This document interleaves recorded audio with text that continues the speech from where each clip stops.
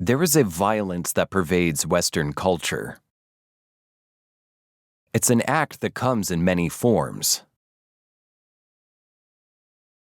Whether you realize it or not, chances are high that you encounter this violence every year, usually in the form of bureaucracy. Over the past 2 weeks, said violence has manifested in my life in an intense way, which is to say, I've been trying to get approved for food stamps. I've spent a cumulative 24 hours on the phone, 20 of which were spent on hold. My ears ring from having spent almost a full day subjected to saxophone-forward music distorted by some sadist who turned the gain knob up to 11. Socialists and random Muslims abducted from convenience stores would recognize this oral assault as a form of torture utilized in black sites, such as Guantanamo Bay and Walmart. Victims are restrained and subjected to countless hours of, say, Barney's I Love You song played at max volume, on repeat, without pause, for days on end.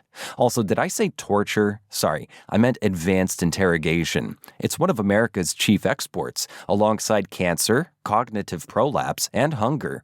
Speaking of hunger, as it stands right now, I'm only able to afford a handful of rice each month with the amount of money I make through self-employment. And sure, I could go get a real job, but the ironic thing is that a real job would still only afford me the same amount of rice, except I wouldn't be able to enjoy it because concepts such as free time and eating are against most companies' policies. So I've taken to the breadline to ask for a mere handful of beans to add to my handful of rice, and if I'm lucky, one of those beans will fall to the ground and grow a magical stalk.